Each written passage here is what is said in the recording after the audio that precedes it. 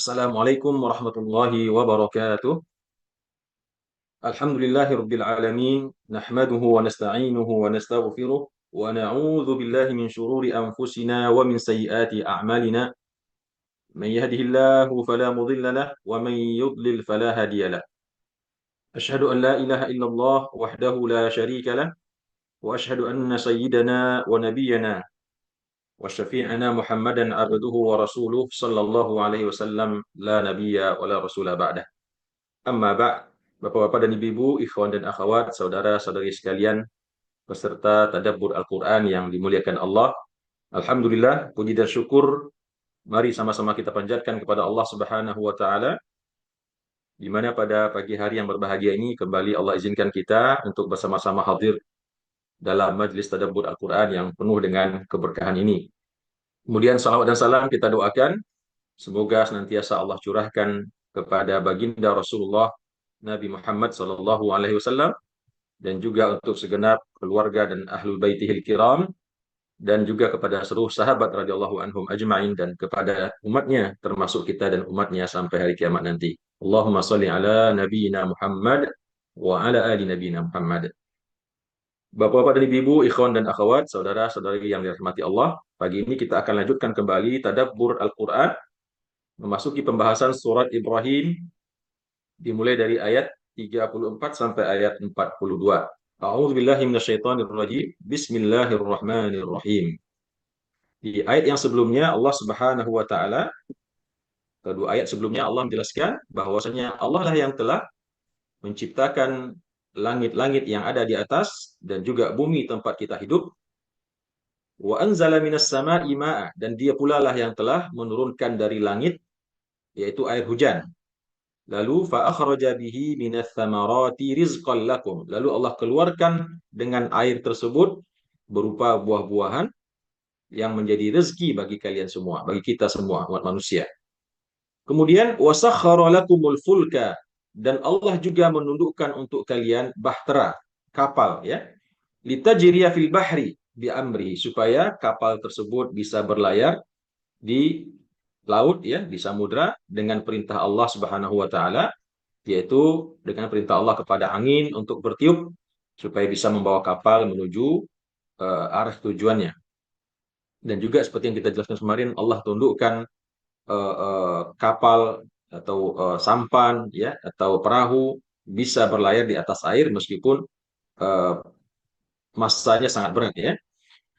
Kemudian wasakhkhara lakumul anhar, dan Allah juga yang telah menundukkan, telah menjadikan untuk kita sungai-sungai, yang sungai tersebut berisi dengan berbagai macam isinya yang memberikan manfaat kepada manusia. Wasakhkhara lakumus syamsa wal qamar, dan demikian juga Allah menundukkan untuk kita, Allah ciptakan untuk kita, Allah adakan untuk kita matahari dan bulan. Daibaini, yang terus-menerus ya, silih berganti sesuai dengan waktunya menyinari kita. Kemudian juga wasakhkhara lakumul laila wan nahar, dan Allah juga telah menundukkan untuk kita yaitu malam dan siang. Adanya pergantian antara malam dan siang. Malam untuk tempat kita beristirahat, dijadikan di waktu malam tersebut badan kita terasa, mata kita mengantuk ya, keinginan untuk tidur, dan kemudian juga Allah jadikan siang hari di mana kita ingin bekerja dan berusaha. Lalu Bapak dan Ibu yang dimuliakan Allah, ini Allah sebutkan beberapa tentunya ya, beberapa di antara nikmat-nikmat Allah yang telah Allah berikan kepada kita sebagai manusia. Lalu di ayat yang selanjutnya yang kita tadabburi pada pagi hari ini, Allah mengatakan wa atakum min kulli ma sa'altumuhu, dan bahkan atakum, dia telah memberikan kepada kalian min kulli ma sa'altumuhu, dari segala sesuatu ya, ma sa'altumuhu, apa-apa yang kalian minta kepadanya. Kemarin sempat kita jelaskan sedikit ayat ini Bapak Ibu ya.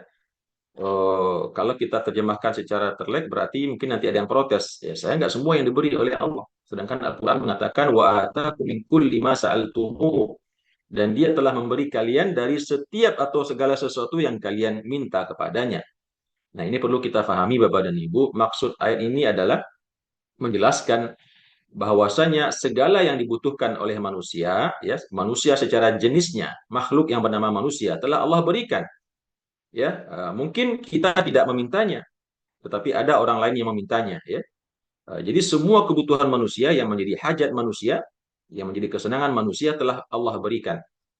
Tapi bukan berarti semua manusia masing-masingnya Allah berikan semua apa yang dia minta. Tidak begitu ya. Intinya Allah ingin menjelaskan di sini semua yang kalian minta, ya, si A, si B, si C, masing-masing diberikan menurut permintaannya. Makanya Allah katakan di sini, dan Dia telah memberikan kepada kalian dari segala yang kalian minta. Bahkan yang tidak kita minta pun diberikan oleh Allah. Apa contohnya? Ya, matahari, bulan, ya, sungai, hal-hal yang mungkin tercipta di tubuh kita. Kita nggak pernah memintanya, kan? Allah berikan tangan kita ada 5 jarinya. Allah berikan telinga kita ada 2 di samping. Kita nggak pernah meminta kepada Allah. Tetapi Allah beri, ya, pemberian tersebut, ya, anggota tubuh tersebut yang kalau seandainya tidak ada, ya, maka tentu kita tidak bisa menjalani kehidupan ini dengan baik. Ya, wa fi anfusikum afala tubsirun, dan terdapat dan pada diri kalian sendiri, pada tubuh kalian sendiri, apakah kalian tidak memperhatikannya? Maka oleh karena itu Bapak dan Ibu yang dimuliakan Allah, di ayat ini kemudian Allah mengatakan wa in ta'uddu ni'matallahi la tuhsuha. Dan jika kalian, ya, mencoba menghitung nikmat-nikmat Allah, maka kalian tidak akan pernah bisa menghitungnya.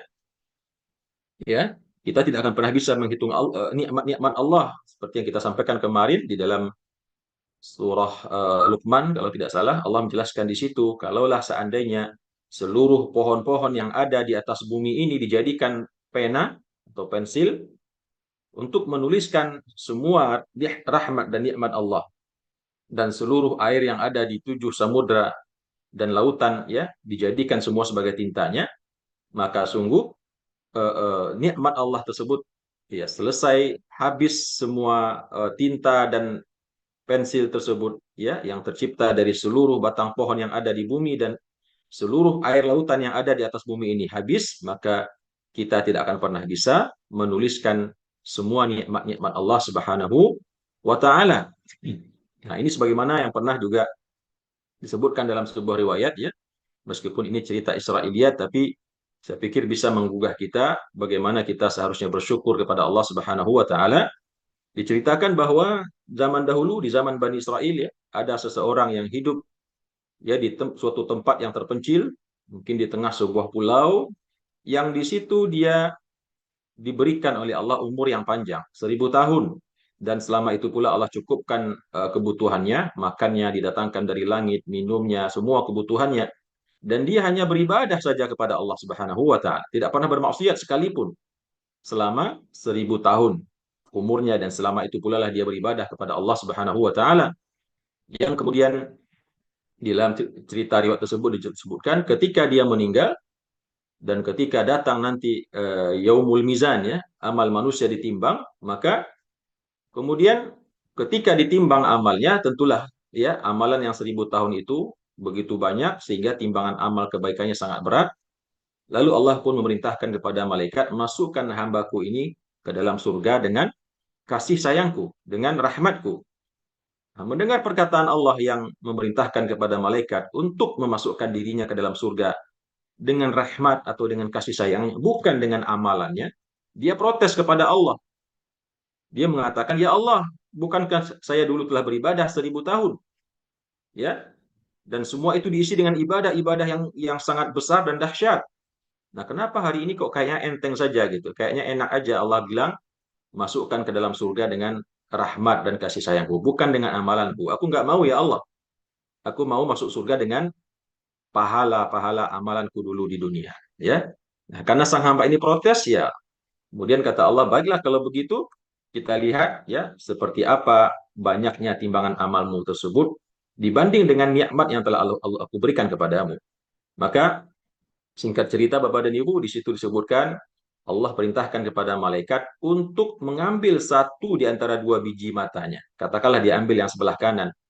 Diperintahkan oleh Allah, ambil biji matanya yang sebelah kanan dan letakkan di salah satu timbangan, dan kemudian jadikanlah amalannya yang 1.000 tahun itu berupa sesuatu benda yang bisa ditimbang, yang mungkin besarnya sebesar gunung Uhud atau gunung Himalaya, atau mungkin lebih besar, kemudian ditimbang antara timbangan amalnya yang sebesar gunung Himalaya tersebut dengan sebiji mata yang sebesar kelereng atau lebih besar sedikit ya. Lalu yang terjadi apa Bapak dan Ibu? Ternyata yang lebih berat timbangannya adalah satu biji mata yang sebelah kanan tersebut. Ya, ternyata jauh lebih berat nilai rahmat Allah, nikmat Allah dalam bentuk satu buah bola mata dibanding dengan ibadah yang kita persembahkan untuknya 1000 tahun sekalipun. Maka seketika itulah sang hamba tadi memohon ampun kepada Allah, beristighfar, meminta agar dimasukkan ke dalam surga Allah dengan rahmat dan kasih sayangnya. Jadi cerita ini Bapak dan Ibu bisa menggambarkan kepada kita betapa besar nikmat Allah, betapa agung nikmat Allah yang tidak akan mungkin kita hitung. Makanya di sini Allah katakan, wa in ta'uddu ni'matallahi la tuhsuha. Itu baru di anggota tubuh kita, bahkan salah satu di antaranya. Bagaimana kalau semuanya ya? Bagaimana dengan nikmat keluarga, nikmat istri, nikmat anak-anak ya di tengah orang lain mungkin ada yang tidak punya anak, kesehatan, keberhasilan, ilmu, pendidikan, karir, dan lain sebagainya yang memang tidak mungkin kita hitung ya Bapak dan Ibu. Maka kemudian kata Allah, innal insana la zalumun kafar. Sesungguhnya manusia itu ya la zalumun kafar. Sungguh suka berbuat kezaliman dan suka mengingkari nikmat Allah. Tentunya di sini yang dimaksud adalah hamba-hamba yang ingkar, yang musyrik, yang kufar, seperti orang-orang kufar Quraisy di Makkah yang menentang dakwah Rasulullah SAW, padahal telah disebutkan kepada mereka Allah telah rahmati mereka, Allah karuniakan kepada mereka begitu banyak nikmat, ya. Lalu Allah perintahkan minta kepada mereka untuk menyembah kepadanya, tapi mereka malah ingkar. Maka Allah katakan di sini, innal insana ladzalumun kafar. Sesungguhnya sifat watak manusia itu sangat suka berbuat zalim. Zalim dalam bentuk mengingkari nikmat-nikmat Allah dengan menolak untuk beribadah kepadanya. Ya, padahal perintah Allah untuk beribadah itu juga Allah sesuaikan dengan kemampuan manusia. La yukallifullahu nafsan illa usaha. Allah tidak pernah membebani seseorang kecuali sesuai dengan kemampuannya. Ibadah pun juga Allah sesuaikan. Kita umat Nabi Muhammad, tubuhnya makin lama makin kecil ya, makanya Allah jadikan sholat itu hanya 5 waktu. Beda dengan umat-umat sebelumnya yang katanya ada yang sampai 50 kali waktu dalam sehari semalam harus sholat kepada Allah. Ada yang juga ya macam-macam ya syariat-syariat umat-umat terdahulu yang kemudian seiring dengan waktu sesuai dengan keadaan manusia tersebut kemudian Allah ringankan, tetapi manusialah yang bersifat zalum suka berbuat zalim, mengingkari nikmat Allah, menzalimi dirinya sendiri dan juga kafar ya, kufur nikmat. Bapak dan Ibu yang dirahmati dan dimuliakan oleh Allah Subhanahu wa taala, sampai di sana selesai ya cerita tentang bagaimana Rasulullah sallallahu alaihi wasallam berdakwah kepada orang kafir Quraisy dan Allah jelaskan keingkaran, penentangan daripada kaum kafir Quraisy tersebut, dan juga Allah jelaskan di sini tanda-tanda kekuasaannya yang tentunya ketika dibacakan oleh Rasulullah kepada mereka seharusnya ya seyogianya menggugah hati mereka untuk beriman kepada Allah Subhanahu wa taala. Kemudian di ayat yang selanjutnya Allah di surat Ibrahim ini pindah kepada cerita yang baru ya. Dan ini yang sesuai dengan nama surat ini yaitu cerita tentang Nabi Ibrahim alaihissalam. Allah menjelaskan wa idz qala Ibrahimu, dan ingatlah wahai Muhammad sallallahu alaihi wasallam. Dan tentunya buat kita semua juga ya, ingatlah ya, tadaburilah, renungkanlah, pelajarilah, ambil hikmah.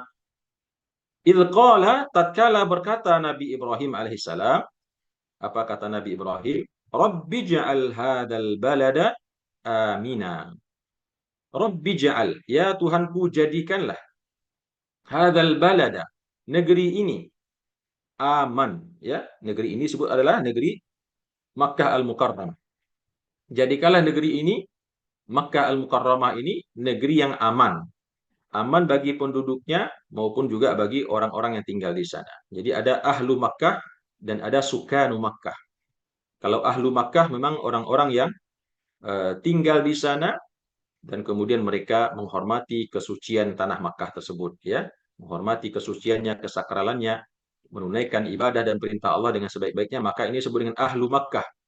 Tetapi kalau orang yang hanya tinggal, banyak juga di sana para imigran ya, termasuk dari negara kita, TKI, TKW, yang meskipun tinggal di Makkah Al-Mukarramah, tetapi mereka tidak mendapatkan keberkahan Makkah Al-Mukarramah, ya, dari sisi ketakwaan, amal soleh dan seterusnya, maka mereka hanya bisa dikatakan sukanu Makkah, penduduk kota Makkah, bukan bukan ahlu Makkah, ya.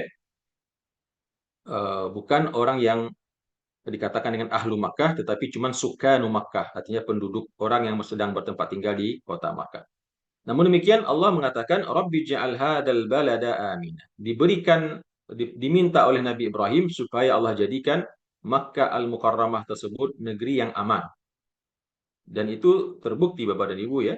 Kita lihat hari ini memang, ya, tidak berlebihan kalau kita mengatakan tempat yang paling aman di dunia saat ini adalah Makkah Al-Mukarramah. Aman dalam artian, ya, tidak ada peperangan, aman dalam artian kemana kita pergi tidak ada tindakan jahat, bahkan di sana juga sangat aman, tidak ada orang-orang yang melakukan perampokan, pencurian, ya, meskipun, ya, jam jambret, copet, ya, tetap ada, ya, Bapak Ibu, tapi tentu itu kadar yang sangat sedikit, ya, dibanding dengan eh, apa namanya, luasnya kota Mekah dan banyaknya manusia di sana.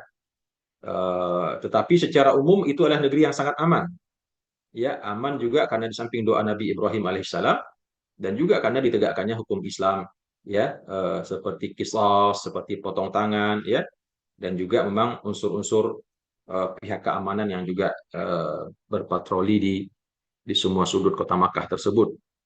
Jadi ini adalah doanya Nabi Ibrahim, Rabbi ja'al hadzal balada aminan. Jadikanlah negeri ini negeri yang aman, ya. Kemudian wajnubni, dan jauhkanlah aku, wajnubni, dan jauhkanlah aku, wabaniya, dan anak-anakku, ya, wabaniya, dan anak-anak cucu keturunanku nanti, baniku, anak-anakku, an-na'budal asnam, untuk menyembah berhala-berhala. Jadi ini dua doa Nabi Ibrahim dalam ayat ini, Bapak dan Ibu. Pertama, meminta kepada Allah agar Makkah Al-Mukarramah dijadikan negeri yang aman, damai, sentosa. Dan yang kedua, beliau meminta agar dijauhkan dirinya dan anak cucu keturunannya dari menyembah berhala-berhala.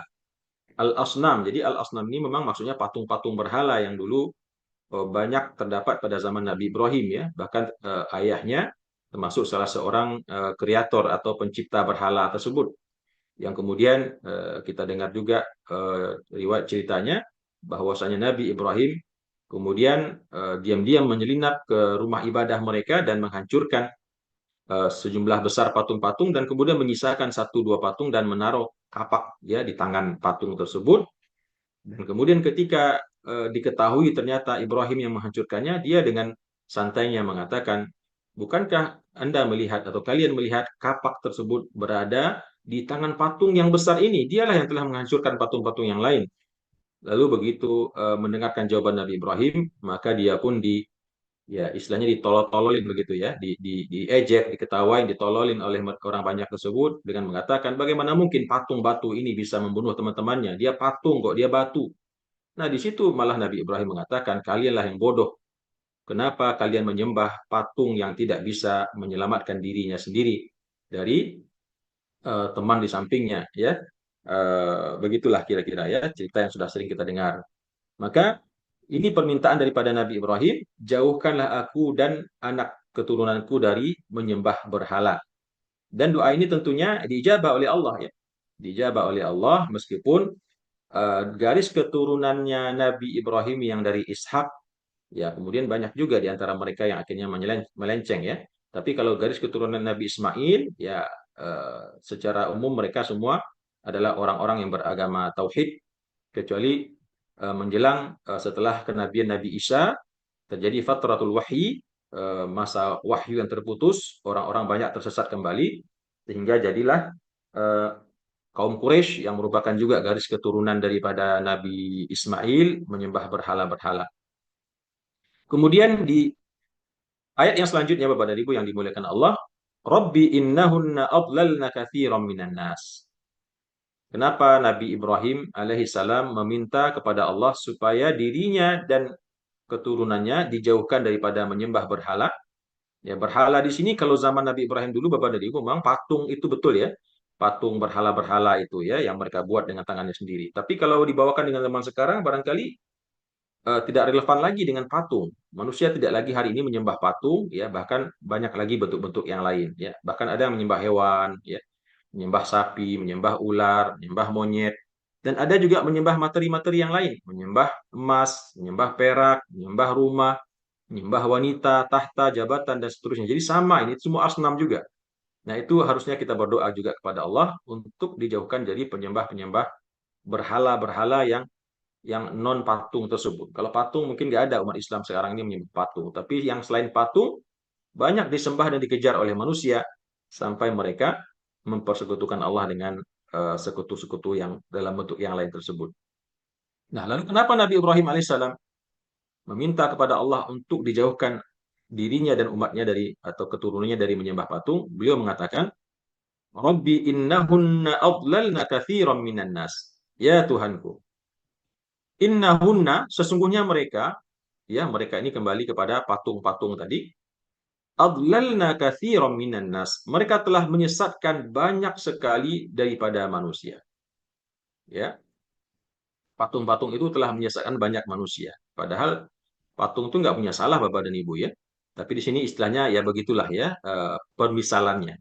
Ya, karena patung itu yang dibuat oleh tuan-tuannya, tangan-tangan pembuatnya, akhirnya orang banyak tersesat. Akhirnya orang banyak mempersekutukan Allah dan menjadikan mereka masuk ke dalam neraka jahanam. Tapi di sini Nabi Ibrahim menyebut malah patungnya yang salah begitu. Sesungguhnya patung itulah yang telah menyesatkan kebanyakan daripada manusia. Ya, ini kata kiasan. Meskipun patung kan nggak salah Bapak dan Ibu ya, dia cuma batu, diam saja, dia nggak pernah bersuara juga bahkan, apalagi bergerak. Tetapi manusialah yang bodoh yang menyembahnya. Maka kata Nabi Ibrahim alaihissalam setelah mengatakan kenapa dia meminta agar dirinya dan keturunannya dijauhkan daripada menyembah patung karena patung itu telah menyesatkan banyak manusia.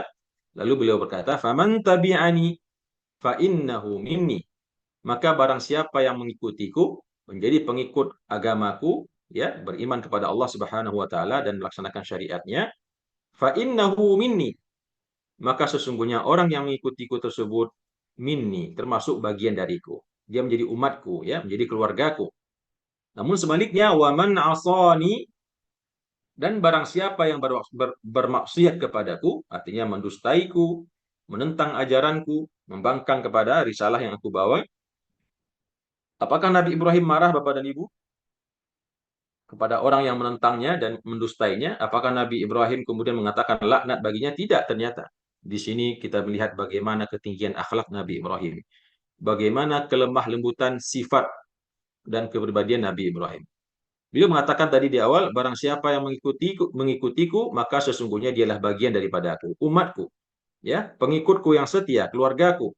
Namun sebaliknya, waman asani, barang siapa yang durhaka kepadaku, melawan kepadaku, menentang diriku, apa kata Nabi Ibrahim? Fa innaka ghafurur rahim.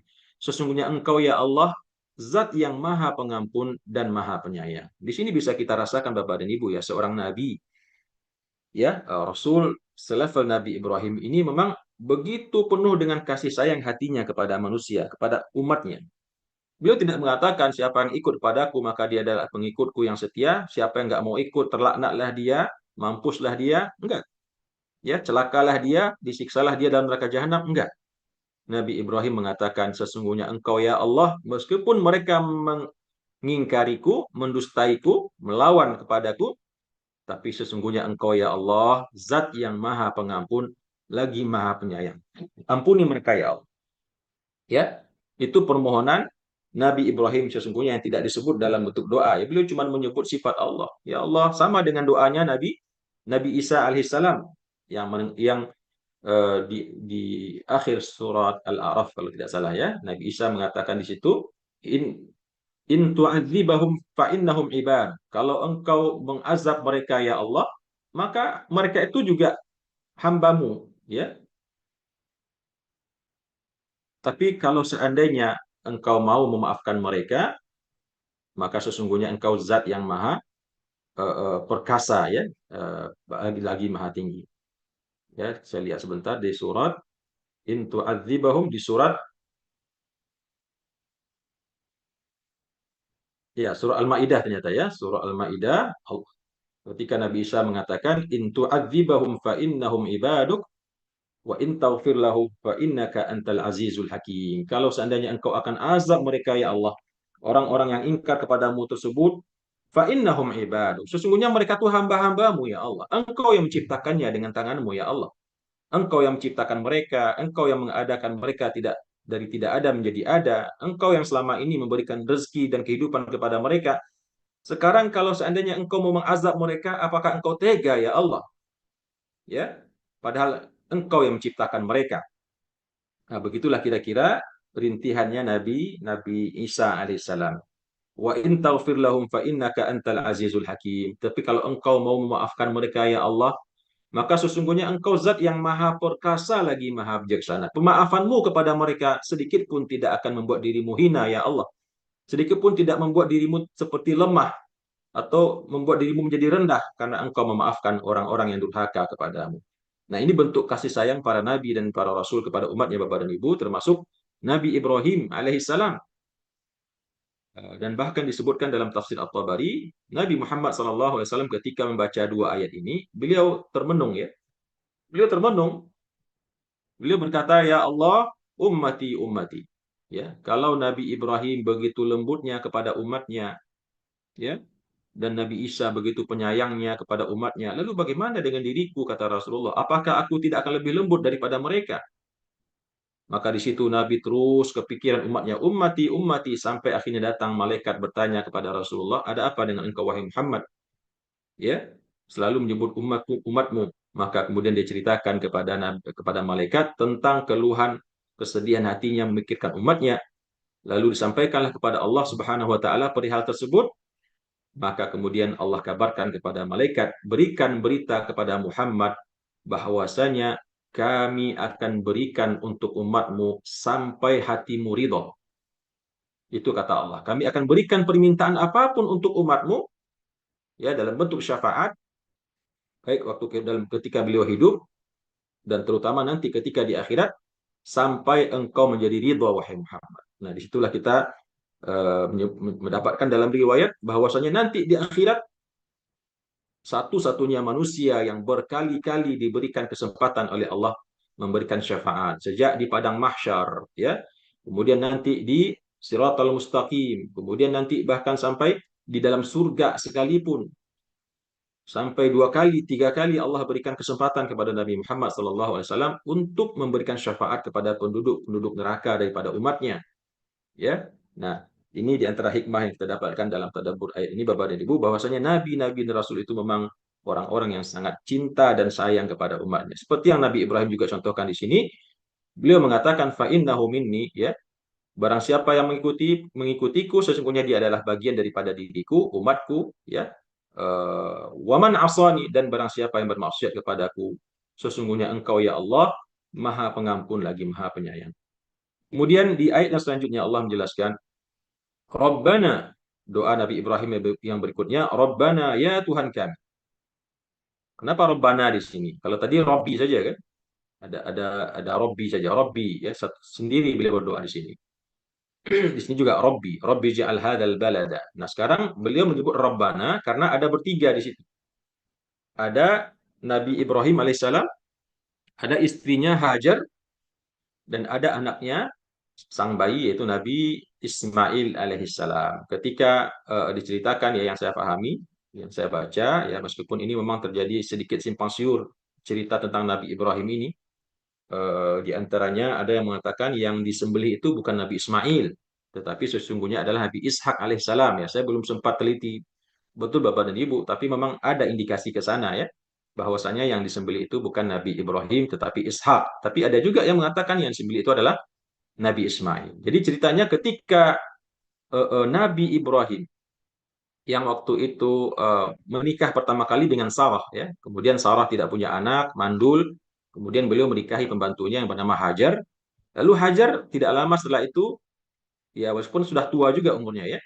Kemudian melahirkan anak yaitu namanya Ismail. Nah, cemburu buta lah, cemburu yang sangat-sangat cemburu lah Siti Sarah ini dan kemudian meminta Nabi Ibrahim untuk membawa Siti Hajar jauh pergi. Ya, ghirah, kecemburuan seorang istri ya. Nah, begitulah dari dulu ternyata ya. Sampai akhirnya Nabi Ibrahim alaihissalam membawa istrinya yang baru melahirkan, Hajar, ke tempat yang lain, yaitu ke Makkah Al-Mukarramah. Tadinya di Palestina. Bayangkan dibawa jauh ribuan kilometer berjalan menuju Makkah Al-Mukarramah. Sesampai di sana tentunya sesuai dengan wahyu Allah, yaitu di tempat posisi Ka'bah hari ini, di Masjidil Haram ya. Di situ Nabi Ibrahim mengangkat tangannya, Rabbana inni askantu min dzurriyyati.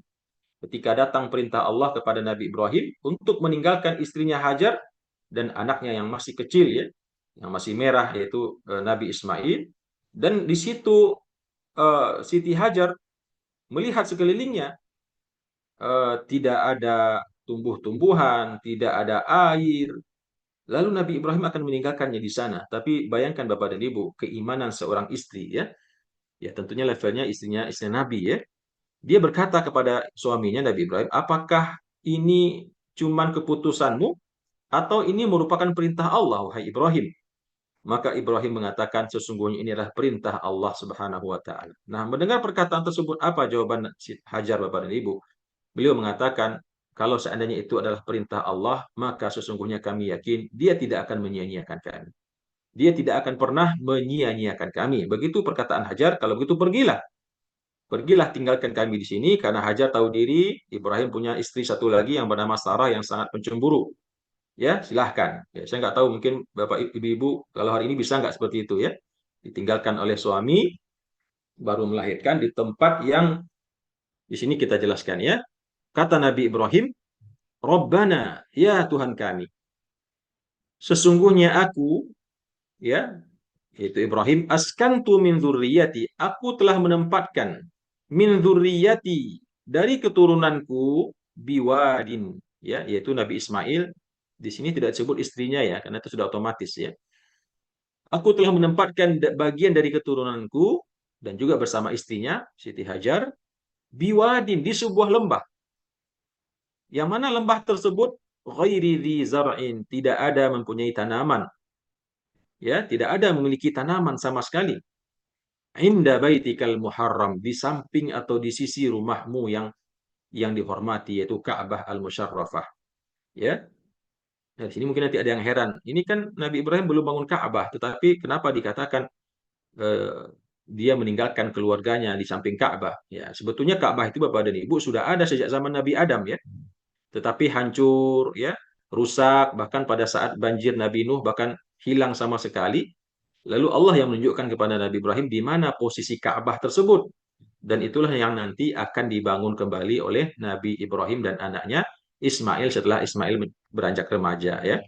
Jadi waktu itu memang belum dibangun oleh Nabi Ibrahim, tetapi beliau tahu di situ adalah Ka'batullah al-Musyarrafah, Baitullahil Muharram, maka beliau mengatakan dalam doanya, ya Allah, sesungguhnya aku meninggalkan sebagian dari keturunanku, yaitu anakku, di sebuah lembah. Ya, seperti kita ketahui, Masjidil Haram itu adalah lembah yang sangat rendah ya. Makanya air Zam-Zam itu bisa terkumpul di sana karena dia adalah lembah yang sangat rendah. Bisa kita lihat posisinya itu paling rendah dari seluruh level kota Makkah. Aku tinggalkan mereka atau aku tinggalkan keturunanku tersebut di sebuah lembah yang tidak ada pepohonan atau tumbuh-tumbuhan atau tanaman-tanaman di sana. Inda baitikal muharram, di samping rumahmu yang mulia, yaitu Ka'batullah al-Musyarrafah. Nah, Bapak dan Ibu, bisa kita bayangkan apa doa selanjutnya. Ini baru baru pernyataan ya, belum doa. Belum doa ya. Beliau memerintih kepada Allah, memohon, menangis kepada Allah, bertadarru, ya Allah, aku tinggalkan anakku, keturunanku bersama istriku yang aku cintai di lembah yang tidak ada tumbuh-tumbuhan di sini. Ya, tidak ada. Untung di sini Nabi Ibrahim cuma mengatakan tidak ada tumbuh-tumbuhan. Ini juga memberikan sinyal bahwasanya nanti akan ada air di situ. Nabi Ibrahim cuma mengatakan tidak ada tumbuh-tumbuhan ya. Eh, eh, dan di sisi Ka'bah al-Musyarrafah. Lalu apa permintaannya? Kalau kita pakai logika, tentu Nabi Ibrahim akan mengatakan, ya Allah, lindungi mereka dari binatang buas. Ya Allah, berikan makan mereka dari langit. Ya, ya Allah, apa namanya, selamatkan mereka jika ada mara bahaya yang mengancam. Ya, aku serahkan mereka kepadamu, ya Allah. Mungkin itu barangkali yang terbersit dalam pikiran kita yang akan didoakan oleh Nabi Ibrahim. Tetapi ternyata tidak, Bapak dan Ibu. Di sini kita lihat, Masya Allah ya. Yang didoakan Nabi Ibrahim ketika dia mengangkat kedua tangannya dan mengatakan dia akan meninggalkan anaknya, istrinya di lembah yang tidak ada tanaman tersebut di sisi Ka'bah Al-Musyarrafah, apa yang didoakannya? Rabbana liyuqimus shalah. Rabbana liyuqimus shalah. Ya Allah, hendaklah mereka engkau jadikan orang-orang yang mendirikan salat. Ini yang teringat, yang terpikir oleh Nabi Ibrahim, Bapak dan Ibu. Beliau nggak mikirin nanti makannya apa, minumnya apa, siapa yang akan menjaganya dari serigala, ya tidurnya di mana. Nggak mikir Nabi Ibrahim itu. Karena beliau tahu Allah Subhanahu wa taala akan mencukupkan hamba-hamba yang dicintainya. Tetapi kalau giliran ibadah, Bapak dan Ibu, nggak ada campur tangan Allah di situ. Semua kembali kepada usaha manusia itu sendiri. Kalau rezeki dijamin oleh Allah Subhanahu wa taala, makan, minum, tempat tinggal, secukup kebutuhan kita insya Allah disediakan oleh Allah. Tetapi kalau urusan ibadah, ya, gak mungkin Allah yang maksa-maksa kita sholat.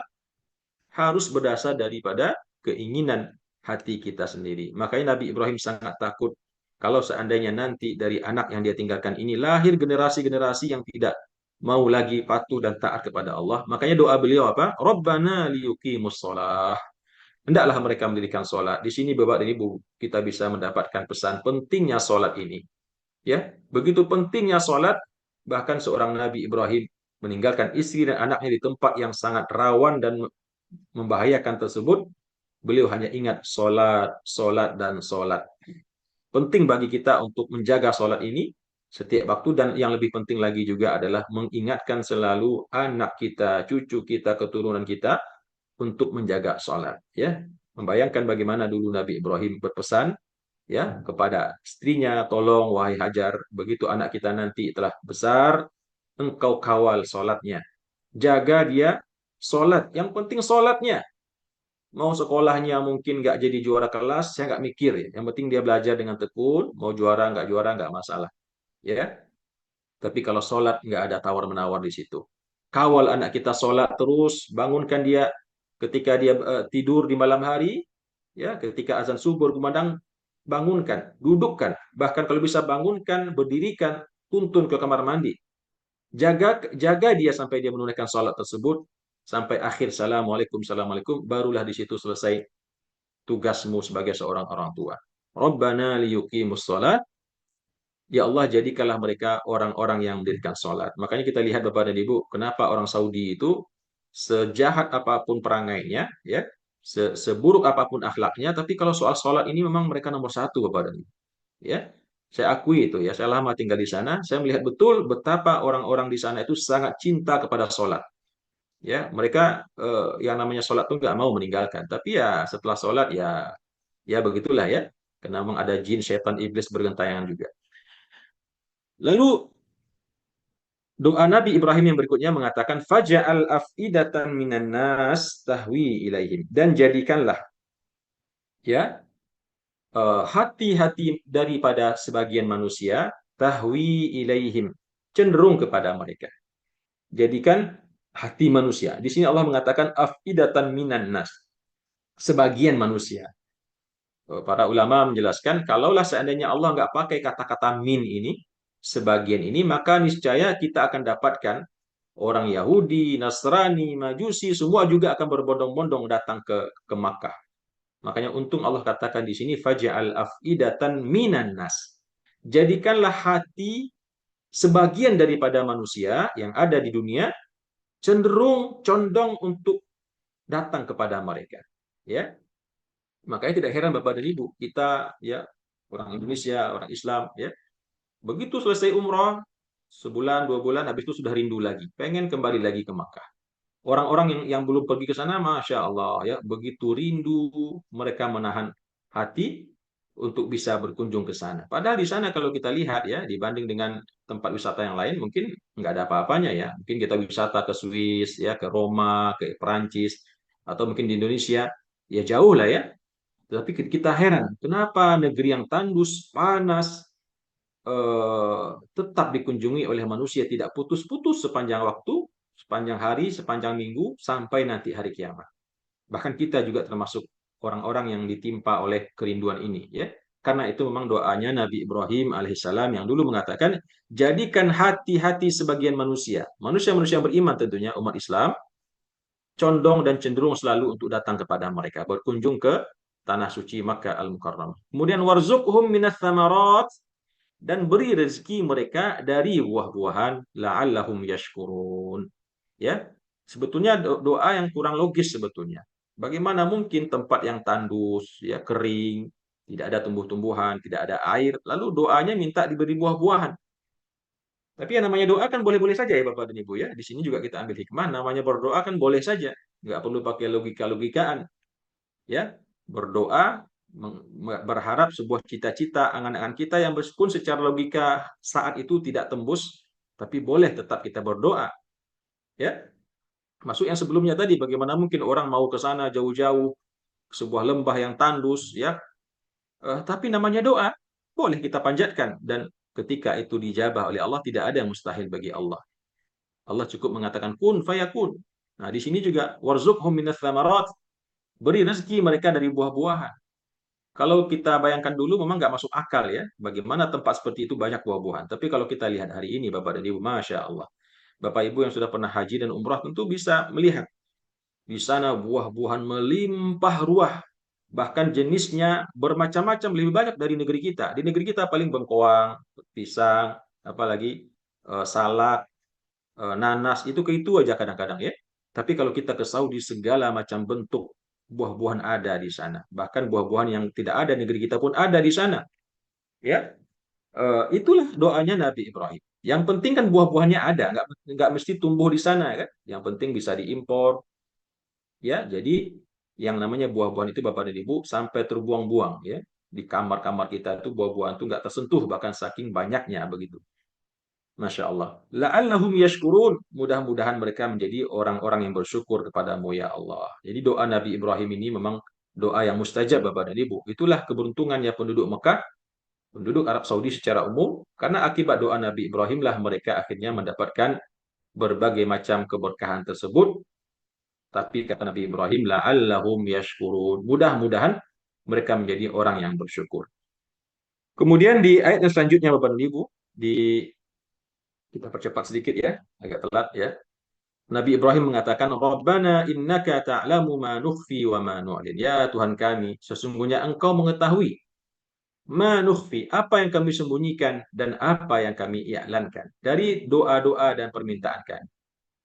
Engkau mengetahui apa yang masih disembunyikan berupa doa, ya, atau mungkin berupa niat, berupa keinginan, atau mungkin juga termasuk di sini sesuatu yang kita sembunyikan dari perbuatan-perbuatan tidak baik misalkan, atau dari sedekah. Allah Maha mengetahui tersebut. Innaka ta'lamu ma nukhfi. Sesungguhnya engkau mengetahui apa-apa yang kami sembunyikan, apapun bentuk yang kita sembunyikan. Kebaikankah, keburukankah, keinginankah, permintaankah, Allah mengetahuinya. Wa ma nu'lin, dan apalagi apa-apa yang kami i'lankan, yang kami lahirkan, yang kami umumkan, tentu Allah lebih tahu lagi ya. Ya sama Allah sih sebetulnya ya, tidak ada bedanya. Yang tidak kita umumkan Allah tahu, yang kita umumkan Allah juga tahu. Kemudian wa ma yakhfa 'ala Allah min syai', dan tidak ada yang tersembunyi atas Allah dari segala sesuatu apapun fil ardi, baik di bumi wala fis sama, dan tidak juga di langit. Semuanya Allah tahu. Baik yang ada di bumi bahkan sampai di kerak-kerak bumi yang paling dasar bawah sekalipun, dan begitu juga yang ada di langit, di belahan planet manapun, galaksi manapun, terjadi suatu kejadian kecuali pasti Allah mengetahuinya. Kemudian Bapak dan Ibu yang dimuliakan Allah, di ayat selanjutnya Allah menjelaskan, Alhamdulillahilladzi wahaba li 'alal kibari Ismaila wa Ishaqa. Inna Rabbi lasami'ud du'a. Ya, tadi ya kita belum jelaskan tadi ya, mungkin waktunya tidak cukup. Bagaimana kisah Siti Hajar dan Nabi Ismail yang ditinggalkan oleh Nabi Ibrahim di lembah Bakkah tersebut, yang kemudian ketika perbekalan air yang ada di kendinya habis, ya, lalu sang anak karena ibunya sudah nggak minum air, air susunya juga terhenti, maka anak pun mulai menangis meraung-raung, maka disitulah Siti Hajar berlari mencari air. Beliau berlari pertama ke arah Safa.